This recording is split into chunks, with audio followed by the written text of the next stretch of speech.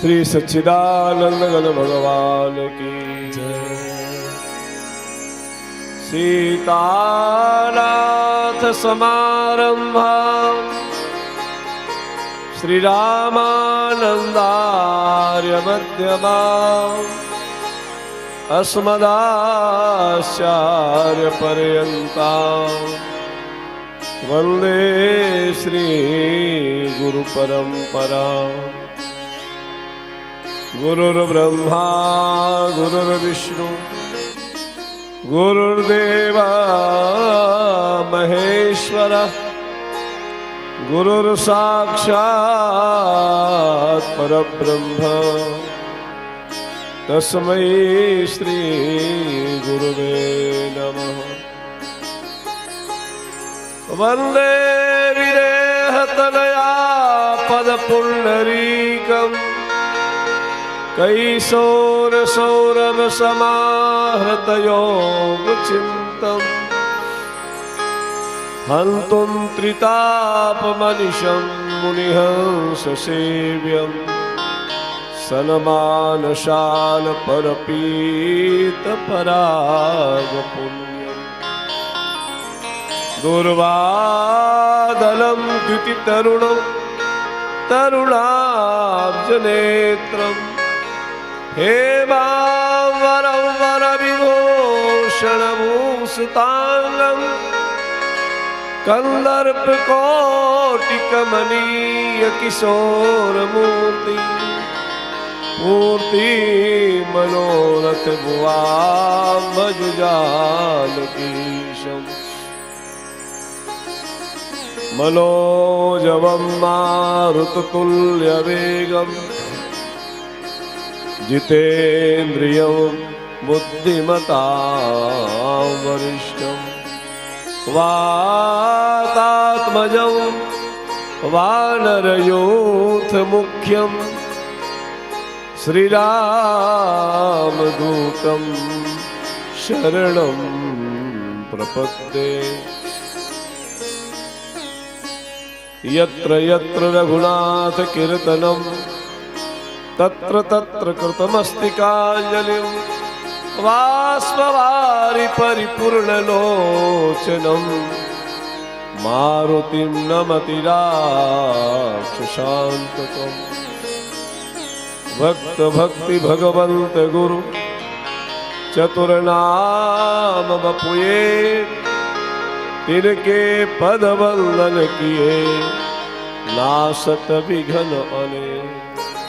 श्रीवल्लभ तुलसी के चरण जिनकी न्यो जग काज कलि समुद्र बूढ़त लख्यो प्रगट्यव शक्त जहाज। श्री गंगा तरंग रमणीय जटा कलापम गौरी निरंतर विभूषित वाम भागम नारायण प्रियमनंगमदापहारं वाराणसी पुरपतिं भज विश्वनाथ। बोलिए श्री विश्वनाथ भगवान की जय। आइए भगवान नाम का आश्रय लेकर के भगवत चर्चा में प्रवेश लें। मधुर मधुर नाम सीताराम सीताराम मधुर मधुर नाम सीताराम सीताराम मधुर मधुर नाम सीताराम सीताराम मधुर मधुर नाम सीताराम सीताराम मधुर मधुर नाम सीताराम मधुर मधुर नाम सीताराम सीताराम मधुर मधुर नाम सीताराम सीताराम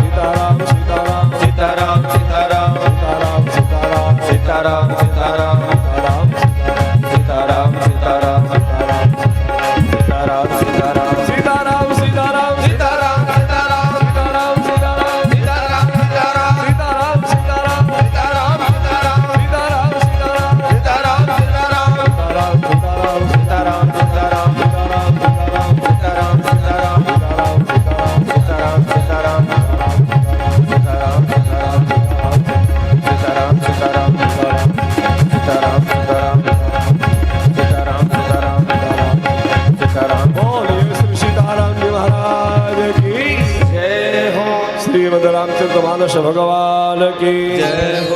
श्रीमद गोस्वामी तुलसीदास जी महाराज की जय हो। सद्गुरुदेव भगवान की जय हो। श्री अयोध्यानाथ भगवान की जय हो। श्री चित्रकूट धाम की जय हो। श्री कामतानाथ भगवान की जय हो। श्री हनुमान जी महाराज की जय हो। सकल संत समाज की जय हो। सकल विप्र समाज की जय हो।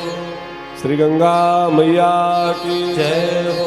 नमः पार्वती पतये हर हर महादेव। जनक सुता जग जननी जानकी अतिशय प्रिय करुणा निधान के जनक सुता जननी जानकी अतिशय प्रिय करुणा निधान के आके युग पर कमल बनाओ जासु कृपा निर्मल मति पावो ताके युग पर कमल बनाओ जासु कृपा निर्मल मति पावो तुली मन बचन कर्म रघुनायक चरण कमल वल्लभ सबलायक मुनि पर बचन कर्म रघुनायक चरण कमल सबलायक राजीव नयन धरे धनुषायक भगत विपति भंजन सुखदायक राजीव नयन धरे धनुषायक भगत विपति भंजन सुखदायक महावीर विनभवो हनुमाना राम जासु जस आप बखाना महावीर विनभवो हनुमाना राम जासु जस आप बखाना सादर शिवहि नाई अब माथा वर्णम विशद राम गुण गाथा सादर शिवहि नाई अब माथा वर्णम विशद राम गुण गाथा सुता जननी जानकी अतिशय प्रिय करुणा निधान अतिशय प्रिय करुणा निधान अतिशय प्रिय करुणा निधान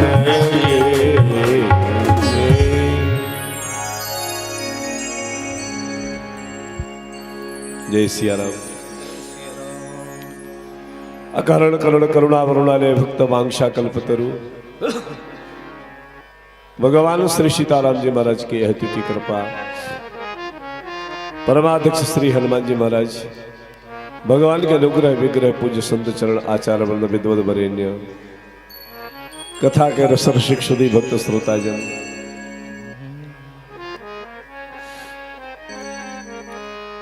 श्री राम कथा का समायोजन में अपना मनोरथ रखने वाले सम्मानीय जमान परिवार 21 कुंडी सीताराम महायज्ञ के समस्त यजमान परिवार मुख्य यजमान परिवार उपस्थित समस्त धर्मज्ञ श्रोता समाज श्रद्धामयी माताएं YouTube चैनल के माध्यम से श्री राम कथा का आनंद ग्रहण करने वाले दूर क्षेत्रों में बैठे हुए समस्त धर्मावलंबी एवं दृश्य अदृश्य रूप से उपस्थित समस्त चेतनाओं को एक बार पुनः भगवत भाव से नमन करते हुए आइए चले प्रयाग की भूमि में जहां मां गंगा की गोदी पर सभी को आश्रय प्राप्त हुआ है और श्रीमद गोस्वामी तुलसीदास जी महाराज ने जो अभिषेकी अर्चन किया है अपने काव्य पुष्पों के माध्यम से मानस की पंक्तियों के माध्यम से प्रयागराज भगवान का जो अभिषेक किया, आइए उन पंक्तियों के एक बार पुनः हम लोग आधार लें।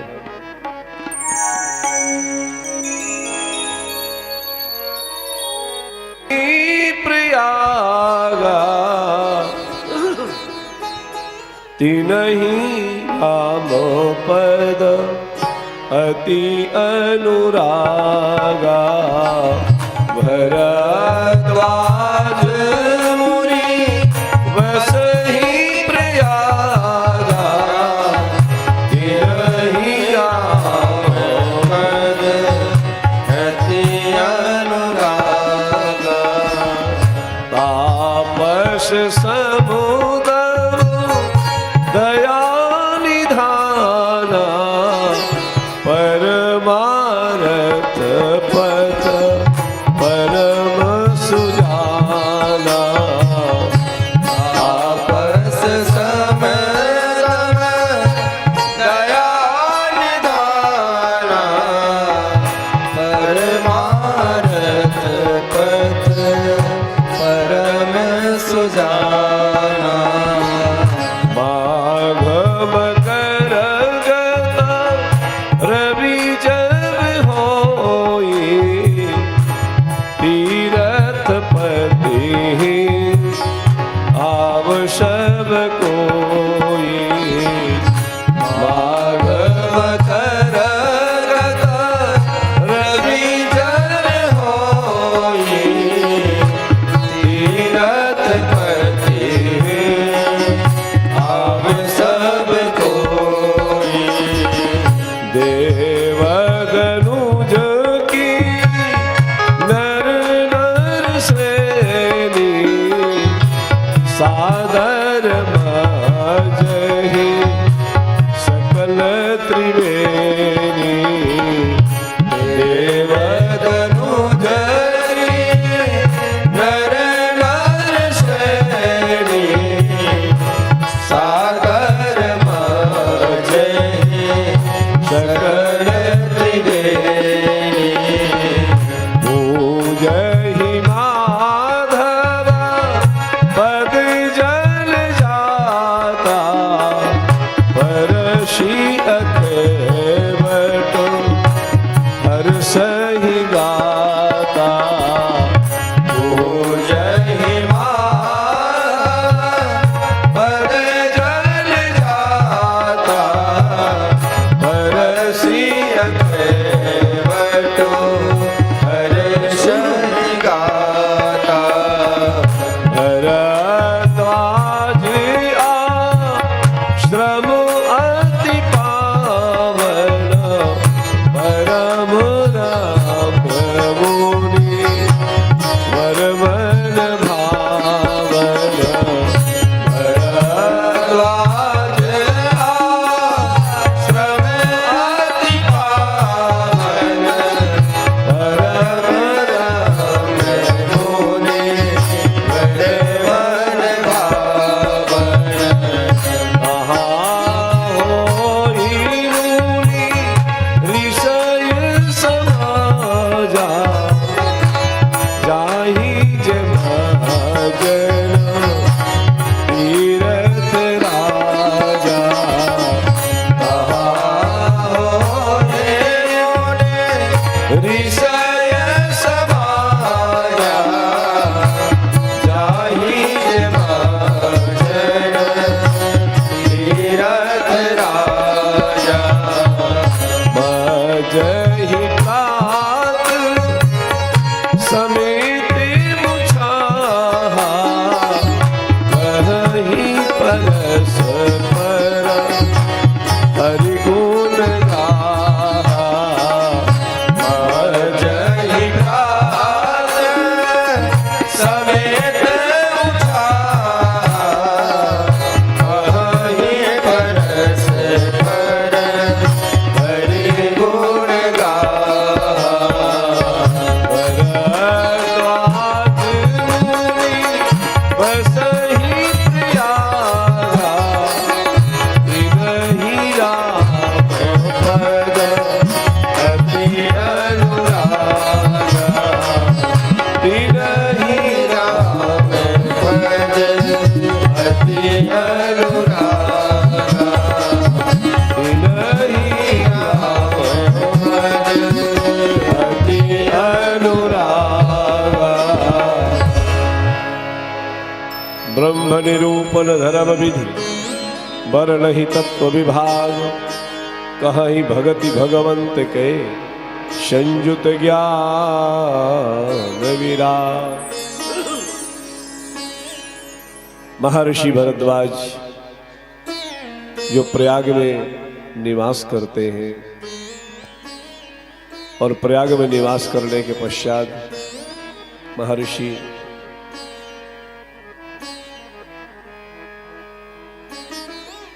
दया दान से जिनका जीवन परिपूर्ण थे,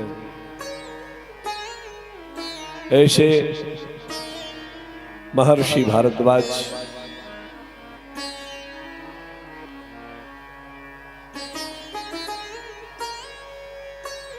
जो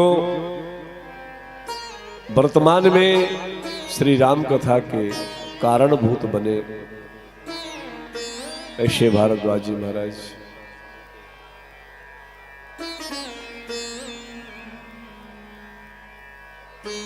एक ऐसा आश्रम जहां महात्माओं का मन लगे। आप कल्पना करो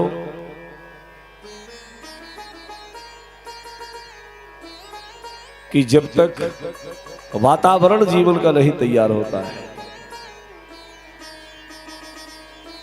और ये बात कहीं भी लागू होती है, किसी मंदिर में हो, किसी तीर्थ में हो, स्वयं के जीवन में हो या परिवार में हो, परिवार के अनुरूप वातावरण नहीं बनेगा, परिवार अच्छा नहीं लगेगा। आश्रमी वातावरण हो तब अच्छा लगता है। हम श्री गंगा जी के किनारे आते हैं और एक वातावरण,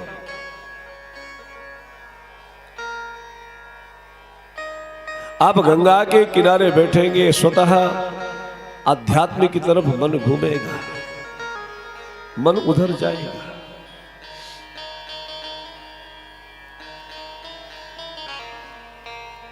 नारद बहु की कथा में गोस्वामी जी महाराज ने बतलाया, मानस में दर्शन कराया कि श्री नारद जी महाराज हरिगिर गुहा से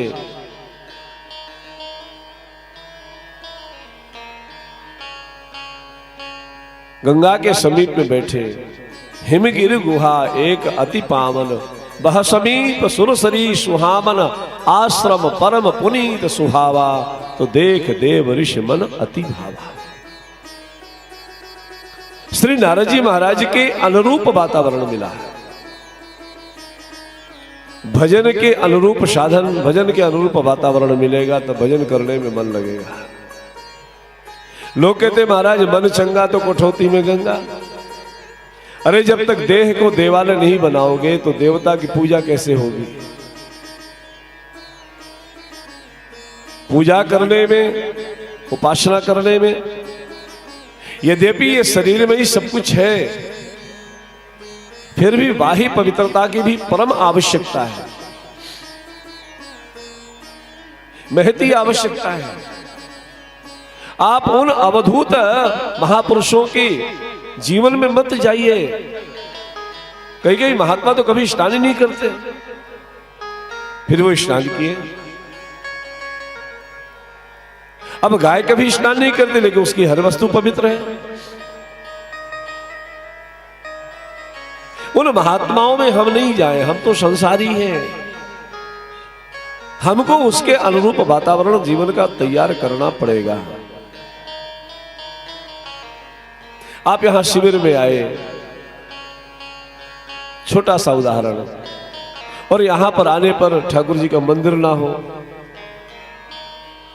यज्ञशाला ना हो, संत महात्मा ना आए जाएं, हरि गुणगान ना हो रहा हो, तो ये टेंट और इस पंडाल के नीचे कितना देर आदमी ठहरेगा? एक जीवन का वातावरण बनना चाहिए। और जब तक ये वातावरण नहीं तैयार हुआ तब तक ये मन ठहरता नहीं। हम लोग कथा करते हैं ना, तो कथा कहने के पहले, कथा आरंभ होती है, इसके पहले हमारे जो सहयोगी होते कितना सुंदर वातावरण तैयार कर देते। अभी कितना सुंदर हमारे शाकिर जी गा रहे थे, मिथिला का पद गा रहे थे।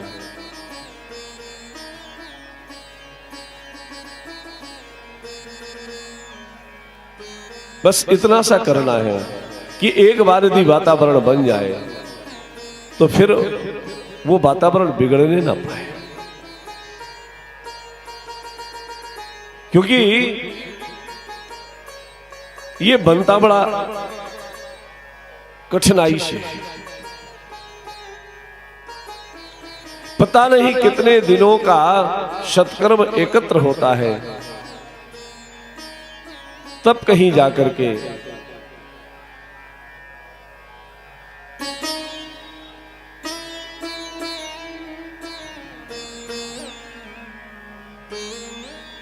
कभी एक ऐसी परिस्थिति बन जाए, वो उसकी निरंतरता बनी रहे। भगवत कृपा से यहां पर हम लोगों को 1 महीने तक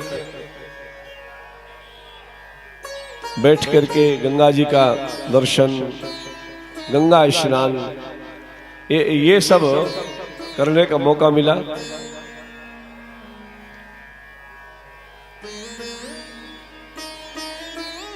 तो इसमें सफलता तो तभी है ना जब लगातार 12 वर्ष तक हम कल्पवास करने जाए। अब कुंभ हो रहा है,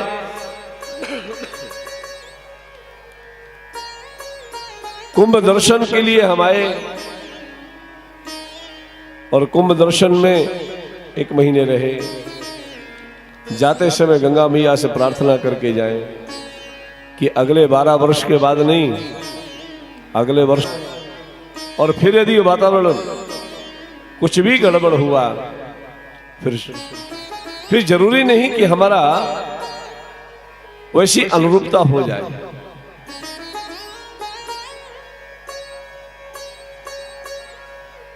लगातार प्रयास करना चाहिए साधन के लिए। आश्रम परम पुनीत सुहावा, देखी देव ऋषि मन अति भावा। भरद्वाज आश्रम अति पावन, परम रम्य मुनि वर मन भावन।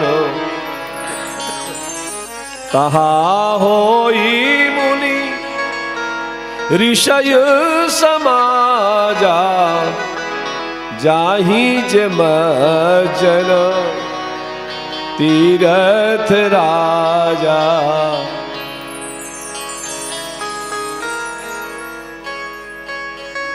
महर्षि भारद्वाज का दिव्य सुंदर आश्रम, जहां बैठ करके महात्मा लोग कथा श्रवण करते हैं, हरिगुण गान करते हैं।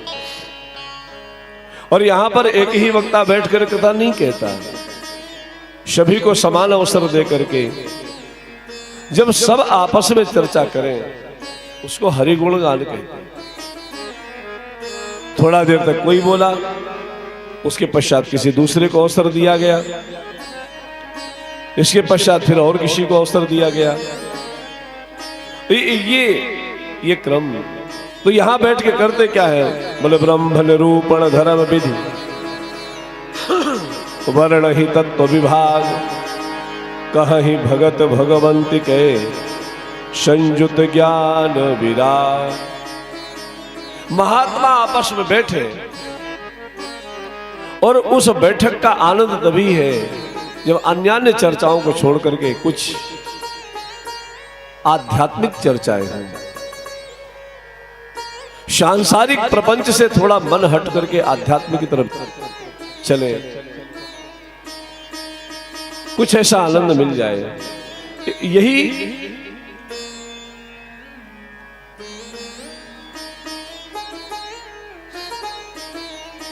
बस इतना सा बना के रखा। तो यहां बैठ के करते क्या है, धर्म के विधान का वर्णन करते हैं।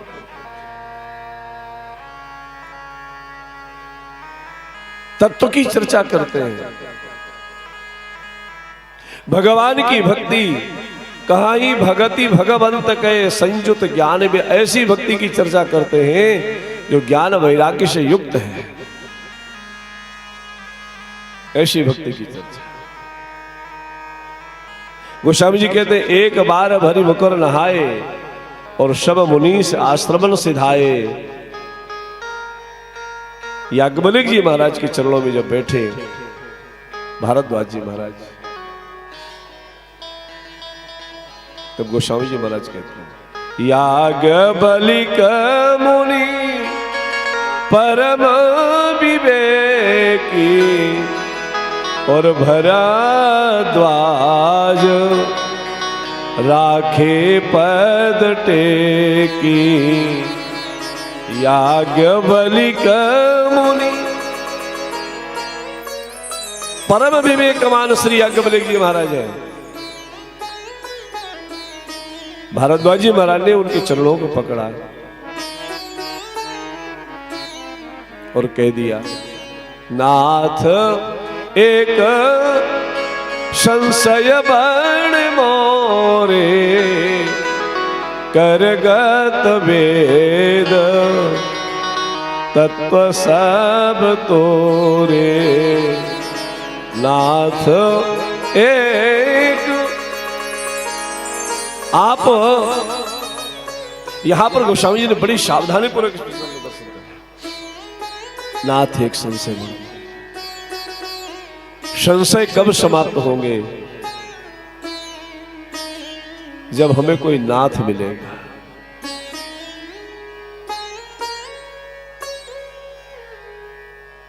हमारा अनाथपन समाप्त हो जाएगा।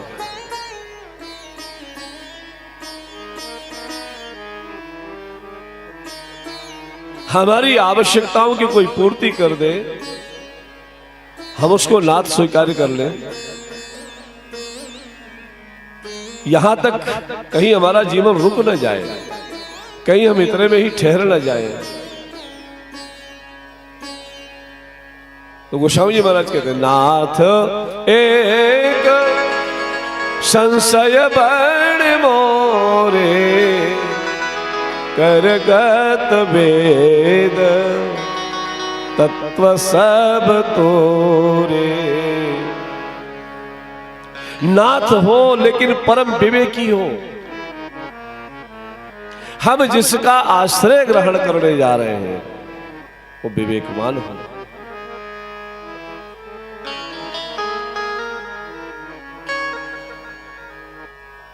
एक जीवन में बस विवेक की ही तो, और तो सब कुछ प्रभु ने दे रखा है।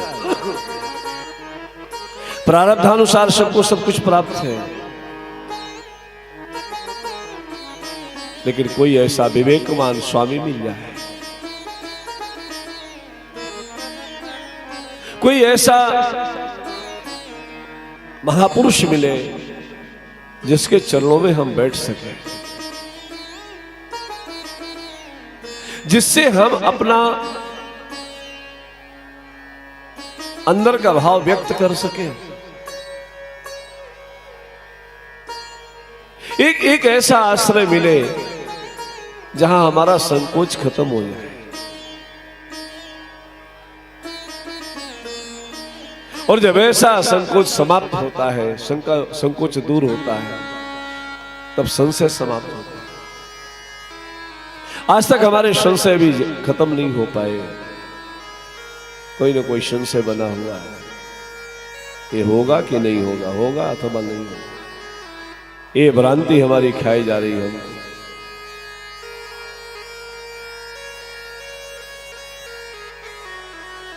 और जब ऐसी परिस्थितियां जीवन में तैयार होती हैं, तो गोस्वामी जी कहते हैं उस समय हमें किसी न किसी स्वामी की आवश्यकता होती है।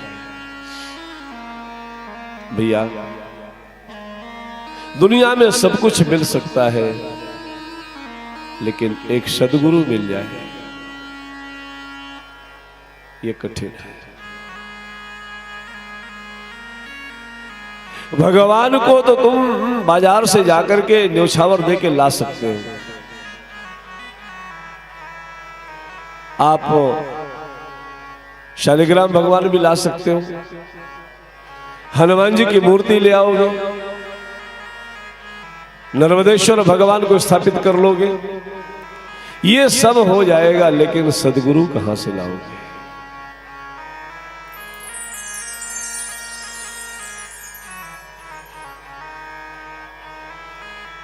बड़ा भाग्यवान होगा वो जिसको सदगुरु मिला, जिसके चरणों का आश्रय लेकर के अपना संशय समाप्त। इतिहास साक्षी है, जब जब किसी को आध्यात्म पथ में आगे बढ़ने का अवसर मिला है, उसके पीछे उसका गुरु अपना कर कमल ऊपर बरदहस्त करके खड़ा है। जब जब किसी को मिला, आज हम जो जिस पावन अवसर पे हम लोग गए थे, हमारे पूज्यपाद, अब तो नाम भी बदल गया, सतुआ बाबा जी महाराज का श्रीमद जगत गुरु हो गए, श्रीमद जगत गुरु संतोषाचार्य जी महाराज विष्णु स्वामी संप्रदाय के जगत गुरु बने। और ये हीरा तो एक देहात में पड़ा था, ललितपुर के एक छोटे से देहात में पड़ा हुआ था। सदगुरु ने उस कीचड़ से निकाल कर उसको धो करके ऐसा निखारा, ऐसा तरासा कि आज जगत गुरु बनकर सामने खड़ा। भारतवर्ष की दिव्य दिव्य विभूतियां आज मुक्त कंठ से उनकी प्रशंसा कर रही थी। और सबसे बड़ी प्रशंसा इस बात की कि एक छोटी सी आयु में हम लोगों ने उनका वो भी बचपन देखा है जब पूरा शब्द नहीं निकलता, तोतली भाषा में बात करते थे, वो जीवन भी देखा।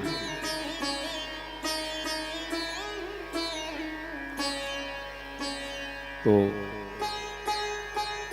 आज हमने एक वहां पर एक निर्णय लिया कि भाई ये जो सेक्टर 5 में जो खाक शौक बसा हुआ है, आगे 8 या 9 तारीख को जैसी उनकी अनुकूलता होगी, क्योंकि बड़ा व्यस्त रहते हैं, उनका सेक्टर 5 में जो हमारा जो समाज साधु समाज है, उनका नागरिक अभिनंदन संभव हुआ तो रामायणी कुटीर शिविर में किया जाएगा। आज हमारे पूज्यपाद जगत गुरु जी स्वामी श्री रामभद्राचार्य जी महाराज, उन्होंने स्वयं कंठी धारण कराई। उत्तर प्रदेश के यशस्वी मुख्यमंत्री माननीय श्री योगी आदित्यनाथ जी भी वहां पर उपस्थित रहे, वो भी बड़े गदगद थे। अवधेशानंद जी महाराज आदि आदि जो बड़े बड़े महापुरुष, हमारे अभी युवाओं के प्रेरणा स्रोत ऐसे बागेश्वर वाले धीरेन जी, ये सारे सारे सारे लोग, बड़ा आनंद। आज तक अब तक किसी ने अगर प्रगति किया है, उसके गुरु का स्थान बहुत ऊंचा है। विवेकानंद जी को पता नहीं था कि मैं नरेंद्र से विवेकानंद हो जाऊंगा। गए थे,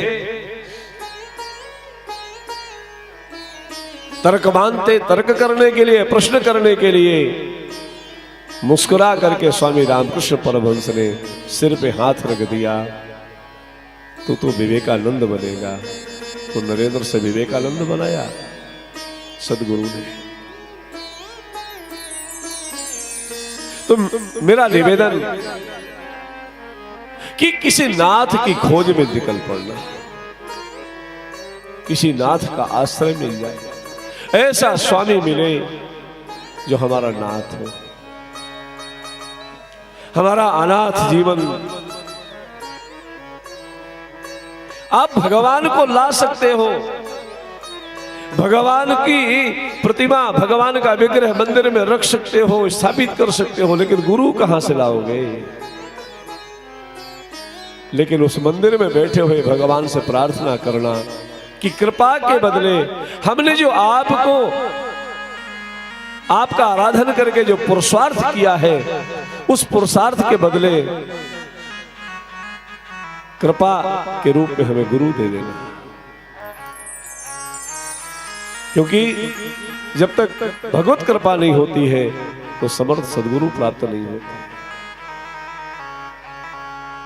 नाथ एक संशय बड़ मोरे, ये करगत वेद तत्व सब तोरे। मेरे अंदर जो संशय है, आप उन संशयों का नाश करें।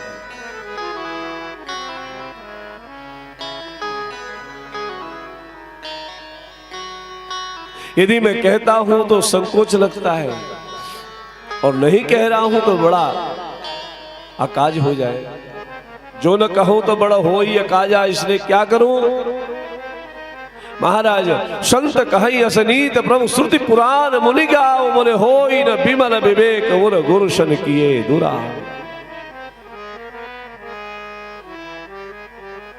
गुरु तो गुरु है प्यारे,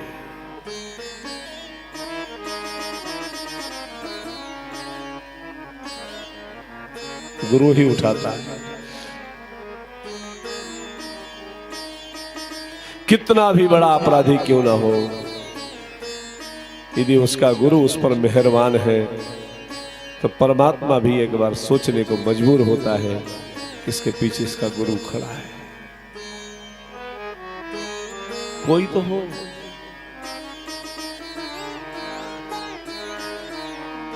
जो प्रश्न किए और प्रश्न के समाधान पर जो चर्चा हुई, और राम कथा के रूप में दिग दिगंतर तक पूरे समाज को प्रकाशित करते हुए, एक तरफ भागीरथी बह रही है, दूसरी तरफ राम कथा की गंगा बह रही है। ये इसी प्रयाग का दर्शन।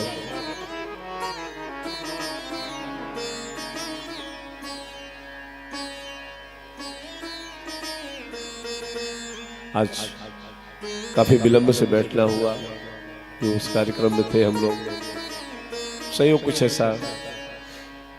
और अभी तो बहन जी ने हमारे हल्दी मेहंदी रख दिया है, तो शियाजू का आज तो संक्षिप्त में प्रणाम करके सीधे वहाँ प्रसंग में पहुंच जाएंगे, क्योंकि हमको 7:15 बजे 7:30 बजे लीला के लिए मंच देना होता है, उसका भी अनिवार्यता है।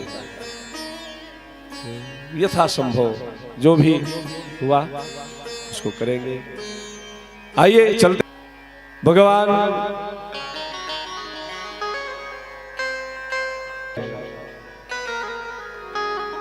मिथिला की सखियों ने पुष्प वर्षा करके भगवान को अपनी तरफ आकर्षित किया है।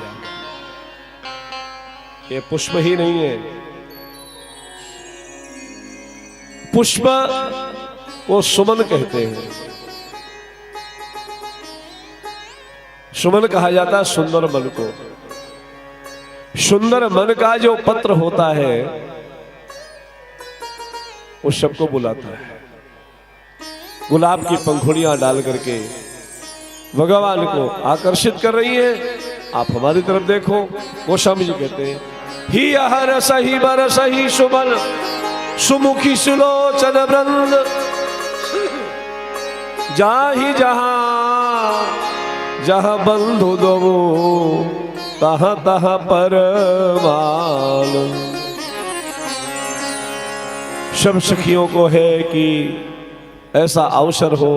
अभी तो आए और झट से निकल गए, लेकिन एक बार इनका दर्शन हो जाए।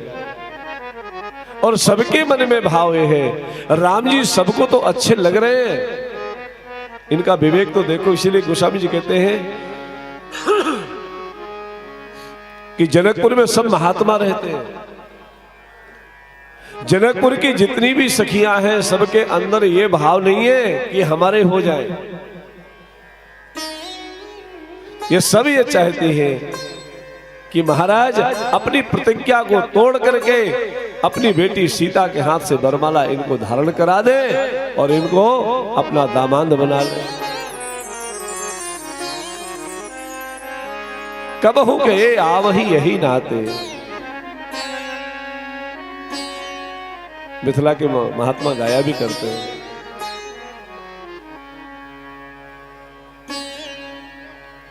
राम जी पहुनमा भैलन मो, हे मिथिला के नाते। राम जी पहुनमा भैलन मो, मिथिला के नाते। जनक किशोरी मोरी, जनक किशोरी मोरी, भेले थिन बहिनिया हे मिथिला के नाते। राम जी पहुनमा भैलन मो, मिथिला के नाते। राम जी पहुनमा भैलन मो, मिथिला के नाते। जनक किशोरी मोरी, भेले थिन बहिनिया हे मिथिला के नाते।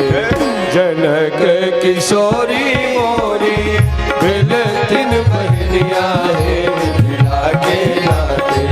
सिया जो राम जी पहुनमा भैलन मो, मिथिला के नाते। राम जी पहुनमा भैलन मो, मिथिला के नाते। नाही तो हम कहूँ सुनहु सखी इनकर दर्शन दूर। यह संकट तब होई जब पुण्य प्रतीक। मिथिला के प्रत्येक साधक की यही मनोरथ है, राम हमारे हो जाए। लेकिन कैसे हो जाए? बोले सियाजू वरमाला धारण करा दे और हमारे यहाँ के मेहमान बन जाए, दुलरुआ मेहमान बन करके यही रह जाए। ये भाव भगवान श्री राम किसी की तरफ जब नहीं देखते तो सखियों ने कहा, लगता है आपको अपने स्वरूप का बड़ा गुमान हो गया है, आप किसी को देखते नहीं हो। अरे आपने अभी सुंदरता देखी ही नहीं, अभी आपने हमारे श्री किशोरी जी को नहीं देखा। आप सुंदर तो बहुत हो, लेकिन आपकी सुंदरता में चार चांद तब लगेगा जब श्री किशोरी जी आपके समीप में आ जाएंगे। नीलाम्बुजश्यामल कोमलांगम, भगवान के श्री अंग का दिव्य वपुष कैसा था? बोले नीलाम्बुजश्यामल कोमलांगम। तो भगवान तो नीलाम्बुज थे, भगवान के शरीर का जो दिव्य वपुष है वो कैसा था? कैसा है? कैसा था वपुष? अलसी की फूल की तरह, अलसी की फूल की तरह भगवान के शरीर का वपुष है, ऐसा रंग है। तो ये श्यामलांगम कैसे हो गए? तो गोस्वामी जी कहते हैं नीलाम्बुज श्यामल कोमलांगम कब? जब सीता समारोपित वाम भागम। महाराज जनक ने हाथ पीले करके अपनी बेटी श्री सियाजू को जब वाम भाग में पहुंचा दिया तो भगवान श्यामलांगम हो गए नीलाम्बुज से। नीलाम्बुज श्यामल कोमलांगम सीता समारोपित वाम भागम। तो पाणव महा सायक चारु चापम नमामि रामम रघुवंशना। गुरु आज्ञा से पुष्प वाटिका में दोनों का मिलन होने जा रहा है। रामचरितमानस में दो वाटिकाएं हैं, एक पुष्प वाटिका है, दूसरी अशोक वाटिका है। एक देह नगर की वाटिका है, दूसरी विदेह नगर की वाटिका है। एक योगी की वाटिका है, दूसरी भोगी की वाटिका है। लेकिन संयोग से दोनों का केंद्र स्थान श्री सीता जी। शिवार्चन के लिए विश्वामित्र जी ने भगवान श्री राम को आदेश किया है, राघवेंद्र पुष्प लेकर के आओ, सुमन लेकर के आओ। भगवान श्री राम गुरु आज्ञा से पुष्पों का चयन करने के लिए श्री लक्ष्मण जी महाराज के साथ में पुष्प वाटिका की तरफ पहुंचे। ये ऐसी वाटिका है जिसमें सिर्फ और सिर्फ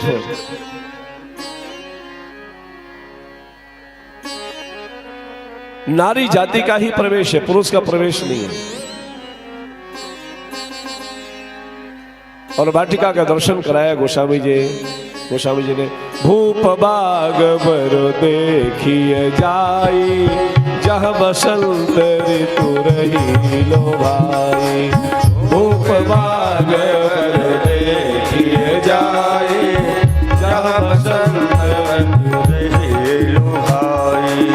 भूप बाग बर देखी जाई, भूप बाग बर देखी जाई, जहाँ बसंत ऋतु रही लो भाई।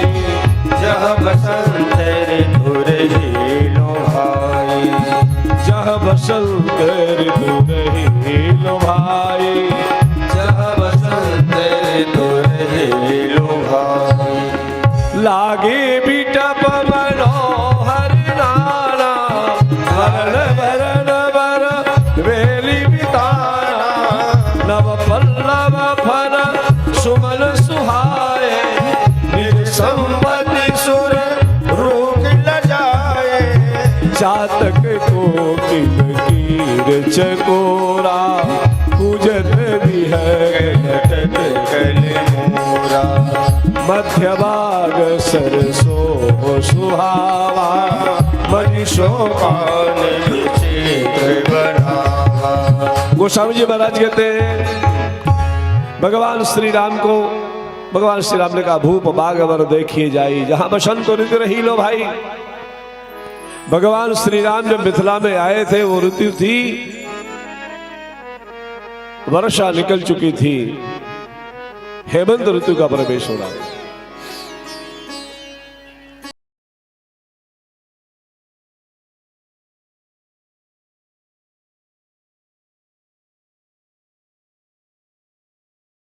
आनंद टीवी से जुड़ने के लिए आप हमें व्हाट्सएप करें 9277395752 पर।